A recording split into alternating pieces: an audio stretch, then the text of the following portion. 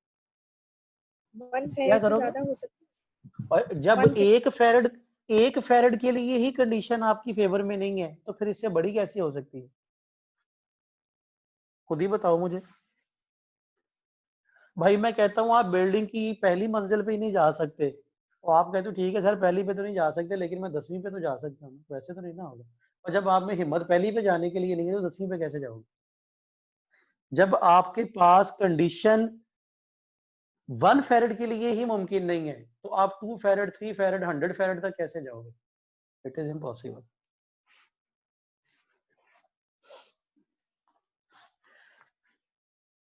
Next बात कर रहे हैं जी एनर्जी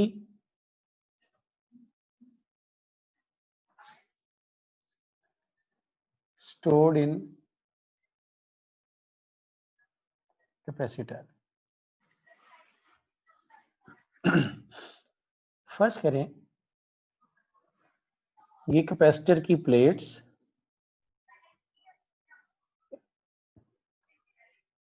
जैसे ही आप इसके क्रॉस बैटरी लगाते हो ना, बैटरी क्या करती है? आपने कहा ना जी कि इसकी एक प्लेट पे पॉजिटिव चार्ज आ जाएगा, एक प्लेट पे नेगेटिव चार्ज आ जाएगा। असल में होता क्या है, जैसे ही आप बैटरी अटैच करती हो तो बैटरी क्या करती है, इस प्लेट में से इलेक्ट्रॉन्स को मूव करवाना शुरू करती है, सर्किट के अंदर से गुजार के इलेक्ट्रॉन्स को इस प्लेट पे डिपॉजिट करना शुरू कर देती है। इसका मतलब है यहाँ पे इलेक्ट्रॉन की एक्सेस आएगी, यहाँ पे इलेक्ट्रॉन की डेफिशिएंसी, जहाँ पे इलेक्ट्रॉन की डेफिशिएंसी हो पॉजिटिव चार्ज आता है, एक्सेस हो नेगेटिव चार्ज आ जाता है। ठीक है, अब बैटरी जब इलेक्ट्रॉन्स को यहाँ से ट्रेवल करती हुई यहाँ पे लेके जाएगी तो बैटरी वर्क करेगी ना। देखो ना, यहाँ से मूव करके चार्जेस को यहाँ पे लेके जाना है तो बैटरी वर्क करेगी। जितना वर्क बैटरी करेगी चार्जेस को यहाँ से लेके यहाँ ले जाने के लिए, यानी एक प्लेट से निकाल के दूसरी प्लेट पे डिपॉजिट करने के लिए, वही वर्क उस कैपेसिटर की प्लेट पे स्टोर हो जाएगा और उसी स्टोर्ड वर्क को हम लोग एनर्जी बोलते हैं। यानी हम कह सकते हैं जितना वर्क बैटरी ने किया चार्जेस को यहाँ से निकाल के यहाँ ले जाने के लिए, वही वर्क उसकी प्लेट्स में स्टोर हो जाएगा एज अ एनर्जी। अब जैसे जैसे यहाँ पे चार्ज की अमाउंट बढ़ती जाएगी, नए आने वाले चार्ज को मुश्किल का सामना करना पड़ेगा। उस मुश्किल का हल निकालने के लिए बैटरी फिर से मौजूद है, बैटरी एक्स्ट्रा एनर्जी देगी वो चार्जेस को यहाँ पे डिपॉजिट करने के लिए। जैसे जैसे चार्जेस यहाँ पे डिपॉजिट होते जाएंगे, हम कहेंगे कि कैपेसिटर की प्लेट्स पे चार्ज स्टोर होता जा रहा है, और चार्ज स्टोर होने का मतलब कि कैपेसिटर में एनर्जी स्टोर होती जा रही है। इनिशियली अगर देखें हम लोग तो हमारे पास जो पोटेंशियल डिफरेंस था, if Q equals to 0, V equals to 0 and sir at G, energy तो यूज हो रही है चार्जेस को डिपॉजिट करने के लिए, तो वो स्टोर हाँ, कैसे हो रही है? जब आप किसी बॉडी को जमीन से उठा के छत पे लेके जाते हो तो आपने तो अपनी एनर्जी इस्तेमाल कर दी ना, क्या करने के लिए, उस बॉडी को जमीन से छत पे ले जाने के लिए। जब वो बॉडी छत पे चला गया तो इसका मतलब है जो एनर्जी आपने इस्तेमाल की वो एनर्जी अब वो बॉडी लेके छत पे बैठी है, यानी आपकी एनर्जी उसमें ट्रांसफर होगी। इसी तरह बैटरी जब चार्जेस को डिपॉजिट करेगी इस प्लेट के ऊपर तो इस प्लेट पे किसने डिपॉजिट किया, बैटरी ने। बैटरी ने अपनी एनर्जी इस्तेमाल की, अपनी एनर्जी चार्जेस को दी, चार्जेस वो एनर्जी लेके यहाँ पे बैठ गए। समझ आई बात की? जब प्लेट्स सर पे किसी जब प्लेट्स पे किसी किस्म इस प्लेट पे किसी किस्म का चार्ज नहीं था तो प्लेट्स के दरमियान पोटेंशियल डिफरेंस भी जीरो था। लेकिन जैसे ही इस प्लेट पे चार्ज क्यू आया तो पोटेंशियल डिफरेंस V हो गया। तो एवरेज पोटेंशियल डिफरेंस क्या आएगा, that is initial plus final divided by 2 1/2V, बल्कि यहाँ पे Q कहो, उसने कैपिटल Q कह दो। तो फिर फार्मूला क्या आएगा, work done equals to average potential difference into charge, that is 1/2V into Q, that is 1/2 QV।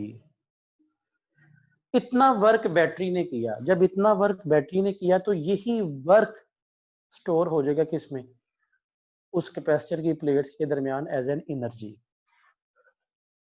तो क्या आ जाएगा, इलेक्ट्रिकल पोटेंशियल एनर्जी 1/2 QV। अगर मैं लेके चलूं as Q equals to CV, फिर क्या बन जाएगा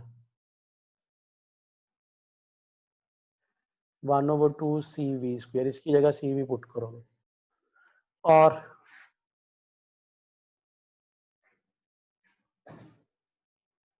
वन ओवर टू QV। अगर मैं यहां से V को सेपरेट कर दूं तो इसे इस तरह लिख सकता हूं 1/2 Q/C, दैट इज 1/2 Q²/C। यानी इन जर्नल हम लोग कह सकते हैं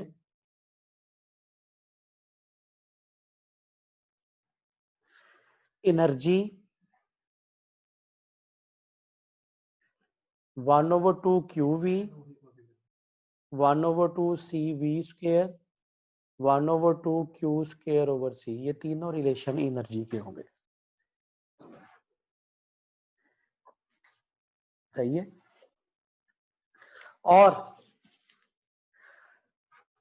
एस हमें पता है C बराबर होता है किसके, A/ε0 εr over D and, और पोटेंशियल आप लोगों ने पढ़ा हुआ है कैपेसिटर की प्लेट्स के दरमियान V इक्वल्स टू ED। जब इन दोनों वैल्यूज को पुट किया गया तो रिलेशन बना एनर्जी का 1/2 ε0 εr E² AD। सही है। अब AD को बटे में ले आओ,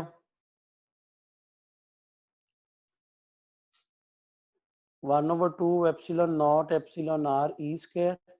this one energy density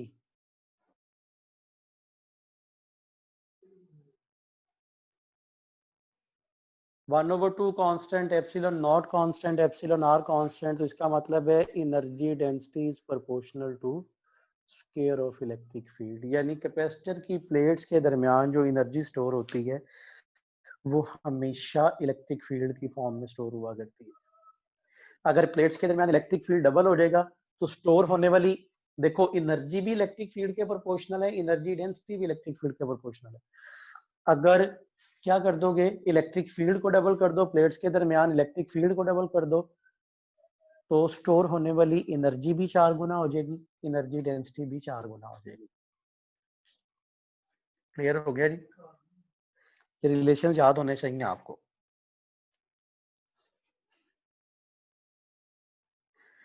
अब चलते हैं हम लोग इस पे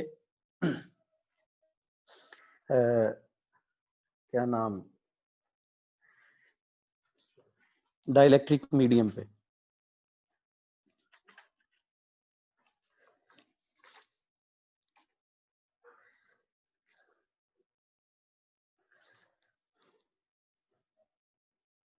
यहां तक अगर कोई क्वेश्चन है तो पूछ सकते हो जी।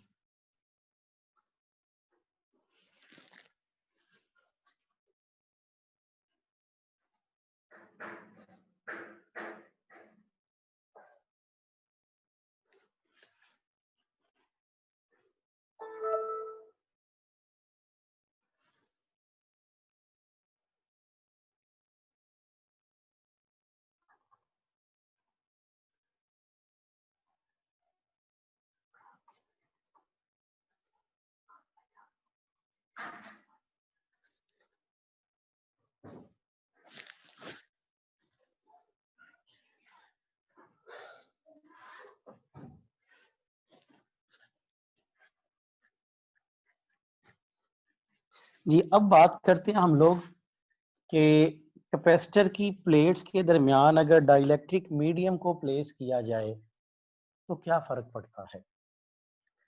जनरल बात करूंगा इस पे मैं, कुछ हमने शॉर्टकट्स बनाए हुए हैं इसके, उन शॉर्टकट्स को ही आप लोगों ने जहन में रखना है। उसकी बेस पे लेके चलेंगे। मैं अभी नोट करवा देता हूँ। याद रखिएगा डाइलेक्ट्रिक मीडियम को जब हम लोग बात करते हैं ना, डाइलेक्ट्रिक मीडियम पे, तो प्लेट्स के दरमियान जब आप डाइलेक्ट्रिक मीडियम को प्लेस करते हो तो आपको पता है कैपेसिटर की प्लेट्स के क्रॉस इलेक्ट्रिक फील्ड डेवलप हुआ होता है। अब वो जब आप लोग डाइलेक्ट्रिक मीडियम प्लेस करते हो तो उस इलेक्ट्रिक फील्ड की मौजूदगी में वो डाइलेक्ट्रिक मीडियम पोलराइज्ड हो जाता है। इसे हम लोग क्या बोलते हैं, इलेक्ट्रिक पोलराइजेशन। और यही इलेक्ट्रिक पोलराइजेशन ही होती है जो असल में कैपेसिटेंस को इंक्रीज करने का बायस बनती है। याद रखिएगा कि हमारे पास यहाँ पे दो केस हैं। एक केस ये होता है कि आपने कैपेसिटर को बैटरी के साथ अटैच किया, कैपेसिटर चार्ज हुआ, आपने बैटरी उतार दी। अब ये कैपेसिटर चार्ज होगा फुली, इसे बोलते हैं व्हेन बैटरी इज डिस्कनेक्टेड। आपकी बुक का यही केस है कि जिसमें उसने क्या किया हुआ, कैपेसिटर को चार्ज किया, चार्ज करने के बाद बैटरी उतार दी। तब आपने कैपेसिटर की प्लेट्स के दरमियान डाइलेक्ट्रिक मीडियम प्लेस किया। दूसरी पॉसिबिलिटी होती है कि आप क्या करो, बैटरी अटैच ही रहे सर्किट में और कैपेसिटर की प्लेट्स के दरमियान डाइलेक्ट्रिक मीडियम को डाल दो, फिर आपने बिहेवियर चेक करना है क्या आएगा। तो दोनों केस बारी बारी डिस्कस करते हैं।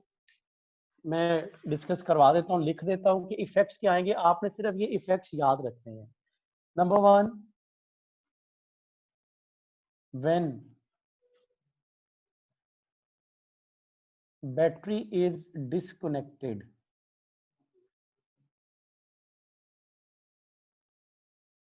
when battery is disconnected and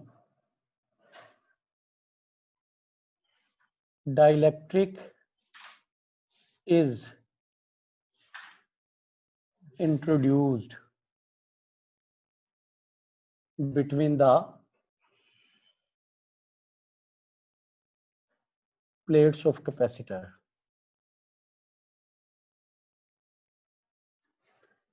अच्छा, याद रखना है जब भी आप कैपेसिटर की प्लेट्स के दरमियान डाइलेक्ट्रिक को प्लेस करते हो ना, तो आपने इस तरह प्लेस करना है कि वो उनके दरमियान मौजूद सारी स्पेस को कंप्लीट फिल कर देगा, भर देगा। नंबर 1 जी, ये आपकी बुक वाला केस है, battery is disconnected. Q remains same, charge हमेशा सेम रहेगा। नंबर 2,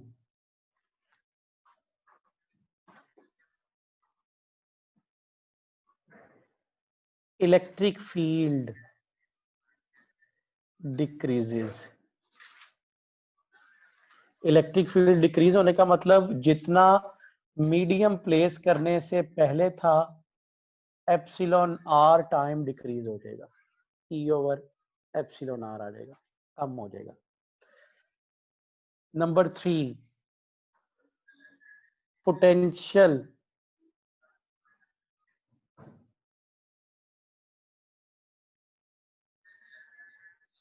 अब देखो ना, फार्मूला पढ़ा था ना, V इक्वल्स टू ED। भाई जब इलेक्ट्रिक फील्ड कम होगा तो पोटेंशियल भी कम हो जाएगी, डिक्रीजेस। और ये भी कितना होगा, V ओवर एप्सिलॉन आर। और फिर आप लोगों ने पढ़ा हुआ है ना, C equals to Q over V।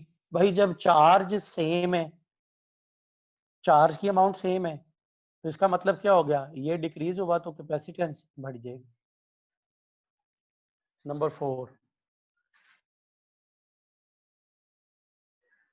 Capacitance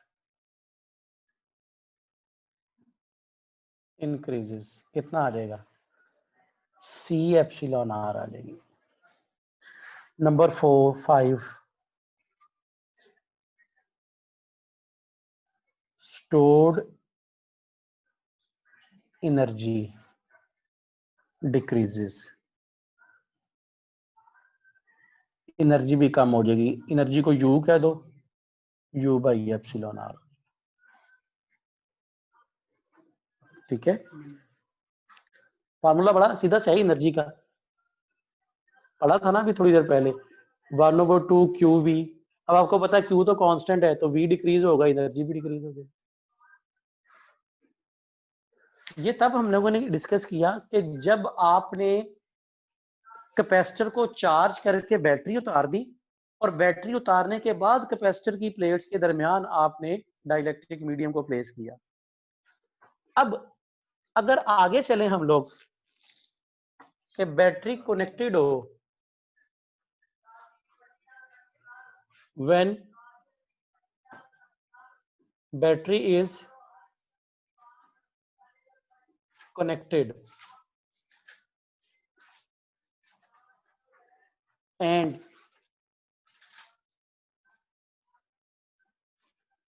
dielectric is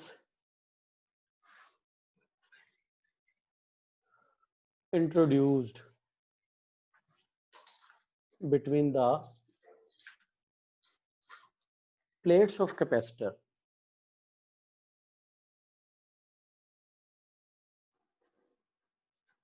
अब बैटरी डिस्कनेक्ट नहीं है, बैटरी अटैच है।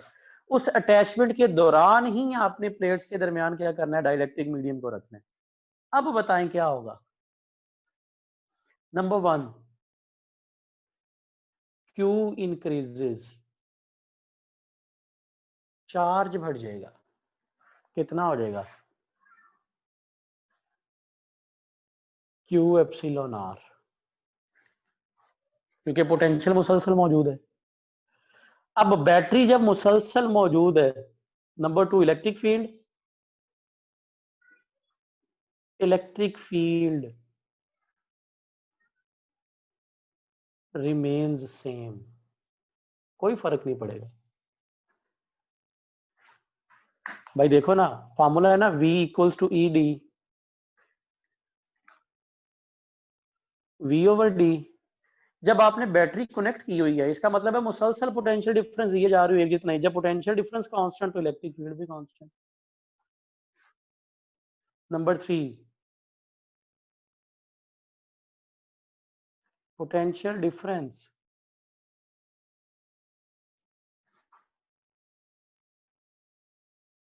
remains same.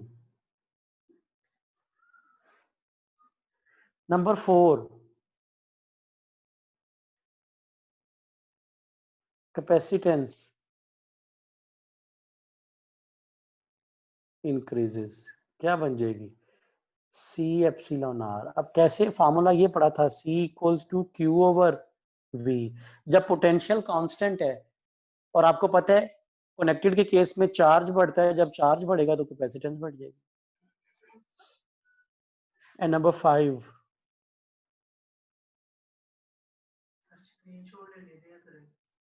stored energy increases। ये भी कितनी हो जाएगी? U epsilon R। इसका भी यही फार्मूला एनर्जी का पड़ा है ना, 1/2 QV। अब V तो कांस्टेंट है, इसका मतलब है चार्ज जितना बढ़ेगा एनर्जी भी बढ़ जाएगी। ये चंद एक फैक्टर हैं जो आपके जहन में होने चाहिए कि कनेक्टेड के केस में हुआ क्या, डिसकनेक्टेड के केस में क्या हुआ। और ये सिर्फ तब है, ये जो केस है आपका, ये बुक वाला केस है, ये वाला, ये बुक में नहीं दिया हुआ, ये एक्स्ट्रा लिखवा दिया मैंने।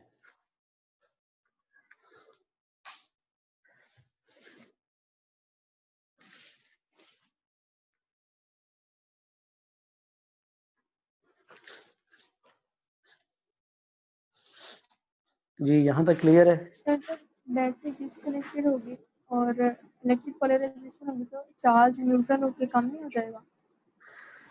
असल में होता चार्ज की न्यूट्रलाइजेशन, असल में ना आपकी बुक में जो चीज लिखी हुई है ना, आपकी बुक में उसने लिखा हुआ है सरफेस चार्ज डेंसिटी के हवाले से, sigma over epsilon not, electric field decrease इस वजह से होता है। अब सरफेस चार्ज डेंसिटी का फार्मूला होता है Q over A over epsilon not. अब जब आप लोग मीडियम एंटर करते हो ना, प्लेस करते हो प्लेट्स के दरमियान, तो मीडियम के प्लेस करने से क्या होता है कि जो कांटेक्ट एरिया है ना प्लेट्स का, यानी प्लेट्स का ओवरऑल एरिया बढ़ जाता है।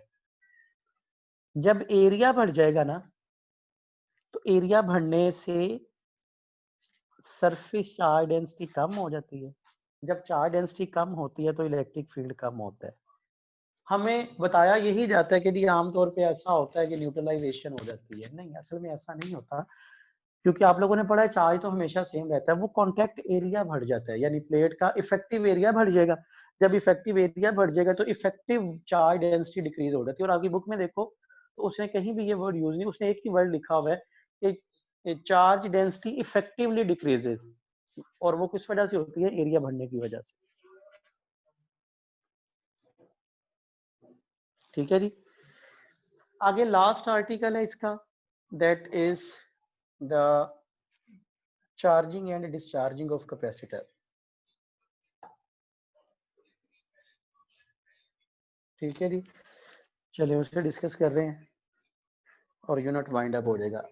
आपका एक टेस्ट वेव वाला रहता है और एक रहता है आपका लाइट और थर्मो वाला। अब कोशिश करूंगा कि कल आपके टेस्ट को एक को कल डिस्कस कर दिया जाए और एक का टेस्ट हम लोग डिस्कस कर लें संडे को, और या फिर पॉसिबिलिटी ये होगी कि आपके ये जो दोनों टेस्ट हैं ये संडे को ही डिस्कस कर लिया जाए। ठीक है,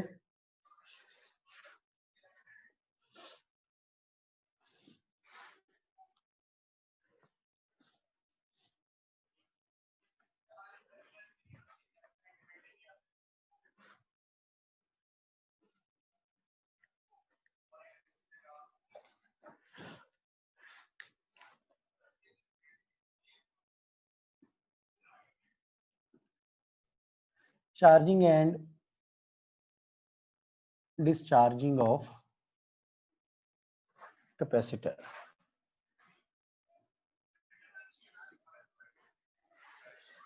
अच्छा, एक चीज तो याद रखिए, पहले हम लोग चार्जिंग को डिस्कस करेंगे। याद रखिएगा कैपेसिटर ना तो कभी सिंगल अकेला कभी चार्ज होता है और ना ही अकेला कभी डिस्चार्ज होगा।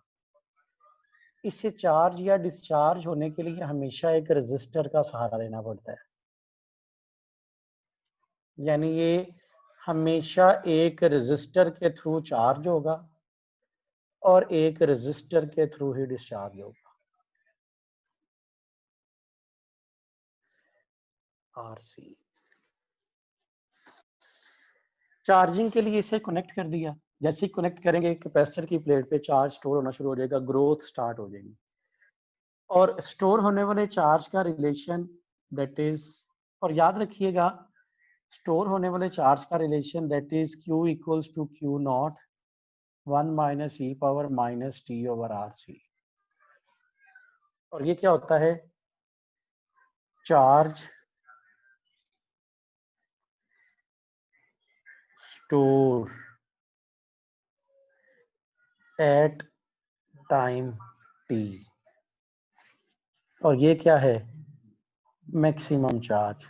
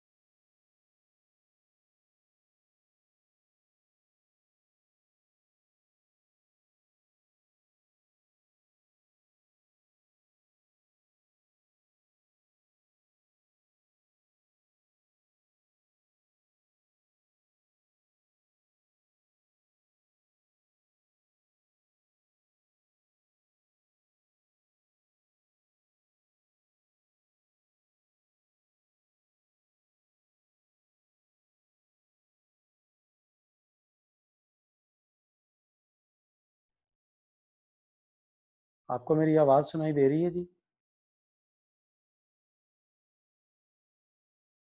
सर वीडियो पॉज हो गई थी, ऊपर से नहीं है। अब ठीक है? जी सर अब ठीक है। अच्छा, अब इसका क्या मतलब है, ये चीज देखिएगा जरा, इस चीज की समझ आ गई आप लोगों को सारी? स्क्रीन शो नहीं हो रही। नो सर, सर पॉज हो गया था, रिपीट कर दें। अब आपको बोर्ड क्लियर नजर आ रहा है, मुझे पहले ये बताओ। जी सर। ठीक है, देखो स्टोर होने वाले चार्ज का ये रिलेशन है, Q equals to Q naught 1 minus E power T over R C. ये Q वो है जो at any instant charge capacitor की प्लेट पे स्टोर होगा। Q नॉट जितना मैक्सिमम चार्ज स्टोर हो सकता है। मैंने बताया स्टोर होने वाले चार्ज डिपेंड करता है R और C के प्रोडक्ट पे, जिसे क्या बोलते हैं, कैपेसिटिव टाइम कांस्टेंट। अगर आर सी टी के बराबर हो तो इस इक्वेशन में आर सी की जगह टी पुट करोगे तो T over T minus one आ जाएगा। सिंप्लीफाई किया तो ये आ गया, यानी Q equal to 0.63 Q naught equals to 63% of Q naught. इसका मतलब क्या हुआ कि कैपेसिटिव टाइम कांस्टेंट वो टाइम है जिस टाइम में कैपेसिटर की प्लेट्स पे टोटल चार्ज का 63% स्टोर हो जाए। यानी इसे समझाने के लिए मैं इस तरह कह सकता हूं कि फर्ज किया ये अगर कैपेसिटर की प्लेट है ना, ये कैपेसिटर की प्लेट है, इसने मुकम्मल तौर पे भरे जाना है। अगर मुकम्मल तौर पे भरी जाए तो मैं क्या कहूंगा, 100% चार्ज स्टोर हो गया। मैं कहूंगा वो टाइम जिस टाइम में कैपेसिटर की प्लेट्स पे ये कैपेसिटर की प्लेट 63% फिल हो जाए, वो टाइम क्या कहलाएगा, कैपेसिटिव टाइम कांस्टेंट। अब 63% स्टोर हो गया ना, खाली कितना बच गया, 37%। इसका मतलब है एक टाइम कांस्टेंट गुजरा तो 63% एरिया कवर हो गया, चार्ज स्टोर हो गया। अब मजीद एक टाइम कांस्टेंट गुजरेगा तो जो खाली बच गया था उसका मजीद 63% स्टोर हो जाएगा। मुमकिन है ये स्टोर हो जाए। मजीद टाइम कांस्टेंट गुजरेगा तो मुमकिन है ये स्टोर हो जाए। मजीद एक टाइम कांस्टेंट गुजरेगा तो ये जो बाकी बच गया था उसका 63%। तो करते करते क्या होगा, एक पॉइंट नोट कीजिएगा, 5 RC are required to fully charge a capacitor।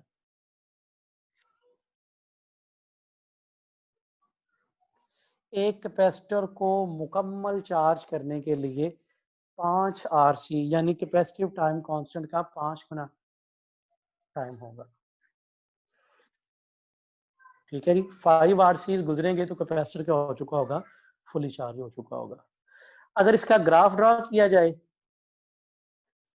तो ग्राफ में क्या आएगा,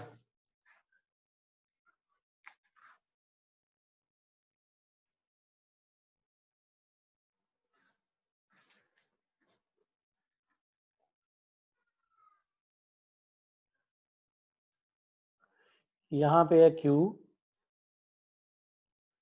यहाँ पे टाइम, ये Q नॉट है।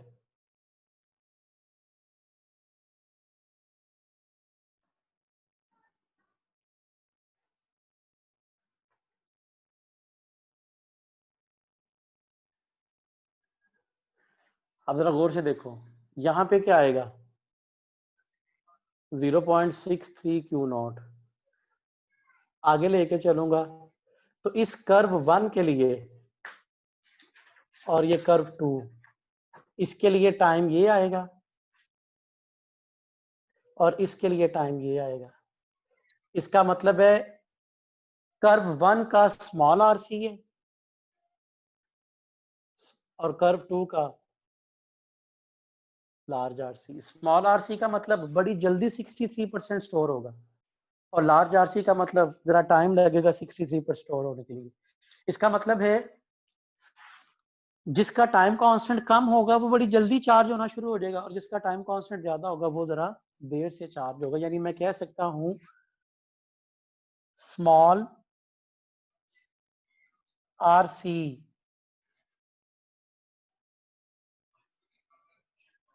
रैपिड चार्जिंग और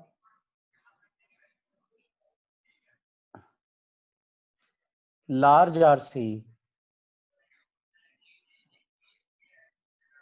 स्लो चार्जिंग। ठीक है जी, ये तो हम लोगों ने किसके लिए देख लिया, चार्जिंग के लिए। जल्दी से इसका स्क्रीनशॉट ले लो, फिर डिस्चार्जिंग के बारे में करवा रहा हूँ।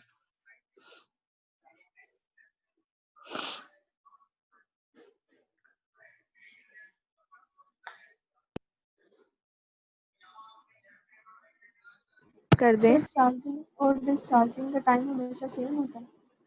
क्या चार्जिंग और चार्जिंग डिस्चार्जिंग? चार्जिंग और हाँ हाँ डिस्चार्जिंग दोनों का हाँ टाइम हाँ, हमेशा सेम होगा? अभी अभी मैं उसे डिस्कस कर रहा हूँ ना, मैं भी डिस्कस कर रहा हूँ। अभी चार्जिंग पे आता हूँ तो फिर चीज क्लियर हो जाएगी आपको। सर ये चार्जिंग को एक मरतबा समराइज कर दें। क्या हुआ है जी? ये चार्जिंग वाली प्रोसेस को एक मरतबा समराइज कर दें। बेटा देखो, आपके सामने अभी दोबारा से मैंने सारा डिस्कस किया है कि कैपेसिटर जब भी चार्ज होता है वो हमेशा एक रेजिस्टर के थ्रू चार्ज होगा। जैसे ही बैटरी अप्लाई की तो कैपेसिटर की प्लेट पे चार्ज की ग्रोथ होना शुरू हो जाएगी, और जिस रिलेशन के तहत, मतलब जो चार्ज की ग्रो का रिलेशन है, वो ये रिलेशन आपकी बुक में दिया नहीं हुआ, लेकिन ये आप याद रखोगे। और कैपेसिटर की प्लेट पे स्टोर होने वाला चार्ज डिपेंड कर रहा होता है आर और सी के प्रोडक्ट पे, और आर और सी का प्रोडक्ट कैपेसिटिव टाइम कांस्टेंट कहलाता है।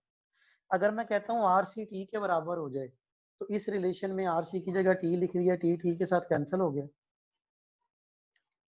तो 1 minus Q not into 1 minus E inverse, simplify किया तो ये आ गया 63%। यानी कह सकते हैं कि कैपेसिटिव टाइम कांस्टेंट वो टाइम है जिस टाइम में टोटल चार्ज का 63% कैपेसिटर की प्लेट्स पे स्टोर हो जाए।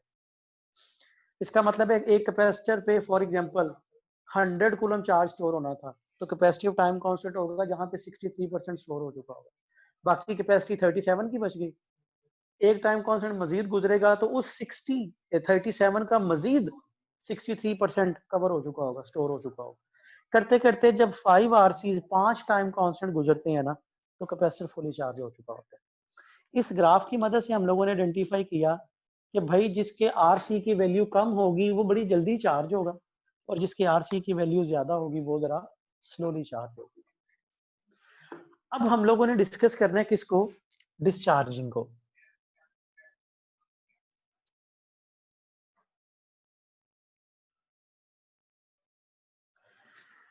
डिस्चार्जिंग के लिए हमारे पास जो रिलेशन होता है वो ये रिलेशन होगा।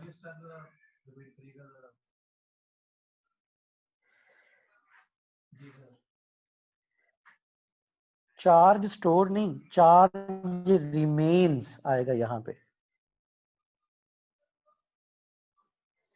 Eight time T maximum stored charge. ठीक है, अब जिस तरह चार्जिंग और डिस्चार्जिंग के लिए बैटरी डिस्कनेक्ट होगी, ये कनेक्ट होगा। जिस तरह डिपेंड करता है ना, चार्जिंग आरसी के प्रोडक्ट पे डिपेंड करती थी, इसी तरह डिस्चार्जिंग भी आरसी के प्रोडक्ट पे डिपेंड करती है। यानी क्या आ जाएगा, Q equals to Q naught -1 आ जाएगा जब इसकी जगह आरसी की जगह टी लिखोगे, that is 0.37 Q naught, that is 37% of Q naught. अब इसका क्या मतलब है, ये वो टाइम जिस टाइम में स्टोर्ड चार्ज का 37% प्लेट्स पे रह जाए। मतलब क्या, मतलब ये जी कि एक प्लेट कैपेसिटर की फुल भरी हुई थी, मुकम्मल तौर पे फुली चार्ज थी। अब आपने डिस्चार्ज करना शुरू किया, ये सारा चार्ज इसके ऊपर मौजूद है। जब हमने इसे डिस्चार्ज करना शुरू किया तो वो टाइम जिस टाइम में प्लेट के ऊपर 37% चार्ज रह जाए, 37% रहने का मतलब कि भाई 63% डिस्चार्ज हो चुका हो। वहां पे आपने क्या कहा था, 63% चार्ज स्टोर हो चुका हो, यहाँ पे आप क्या कहती हो, 63% डिस्चार्ज हो चुका हो। तो डिस्चार्ज होने को हम बोलते हैं कि 37% रह गया हो, वो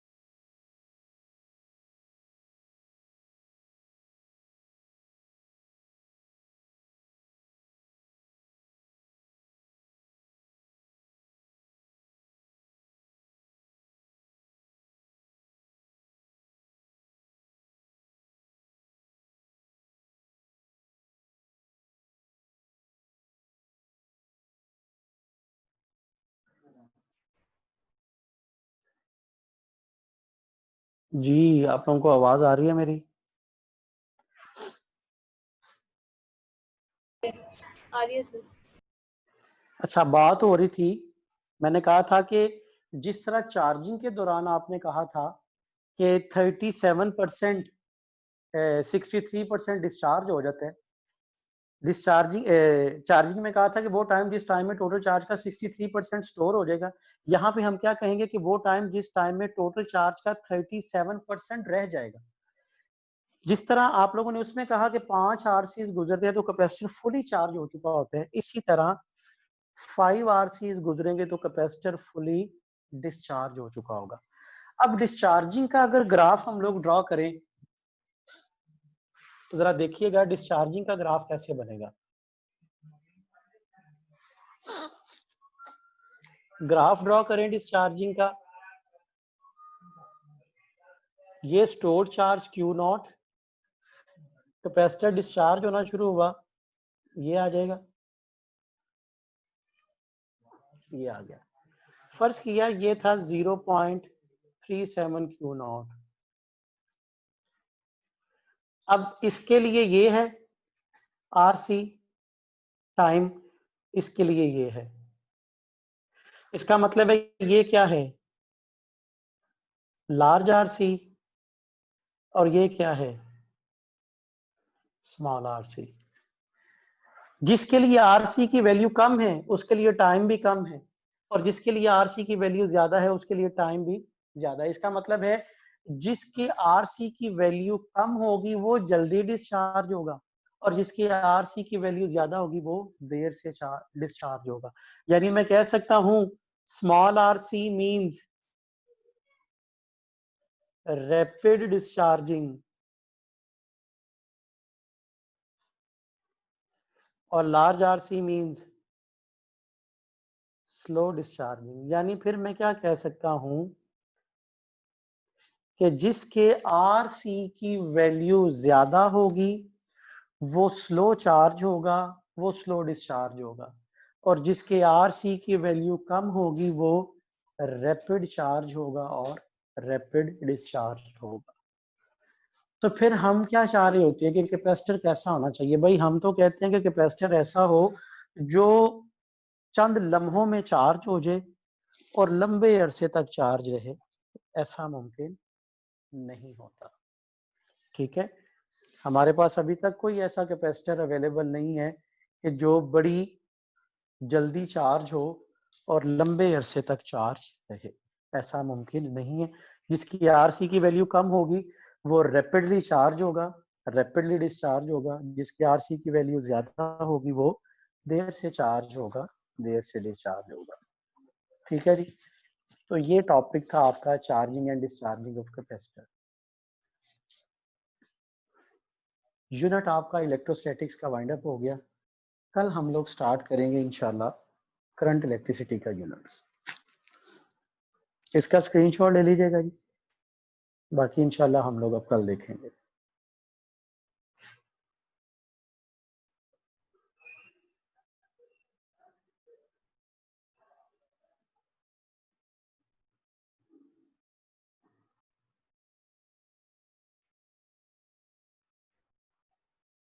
हाँ जी, क्या पूछना है किसी ने? ये किसे डर लगता है जी? और मरियम, मुझे तो पता चला तुझे सिर्फ इंग्लिश के लेक्चर में डर लगता है।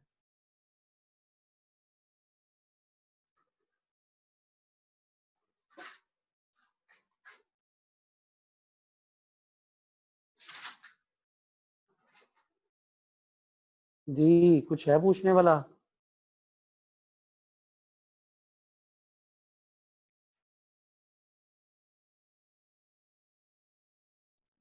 सर 0.37 कैसे आया, ये पूछ रहे हैं। ये ई इनवर्स जो होता है ना, ये याद रख लोगे कि ई की वैल्यू जो होती है ना, ये नेचुरल लॉग का बेस है 2.718। जब इसे ई इनवर्स करते हो यानी 1/e करते हो तो ये 0.37 आता है, ये याद रख लोगे।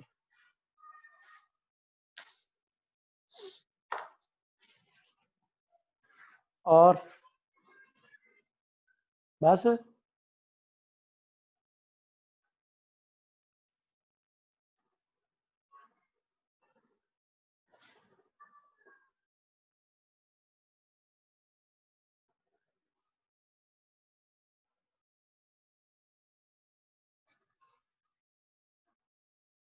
चलें ठीक है जी, बाकी इंशाल्लाह फिर हम लोग कल बात करेंगे, कल इससे आगे चलेंगे हम लोग।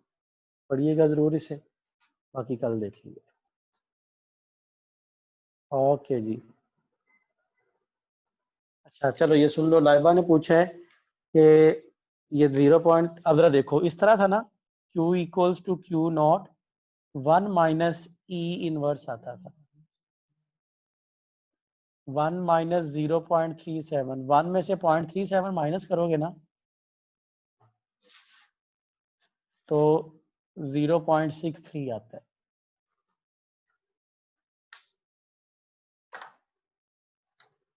ठीक है, चलें जी, फिर बाकी इंशाल्लाह हम लोग कल देखेंगे। इसका स्क्रीनशॉट शेयर कर दीजिएगा, मैं ग्रुप में भेज दूंगा, बाकी इंशाल्लाह कल देखेंगे।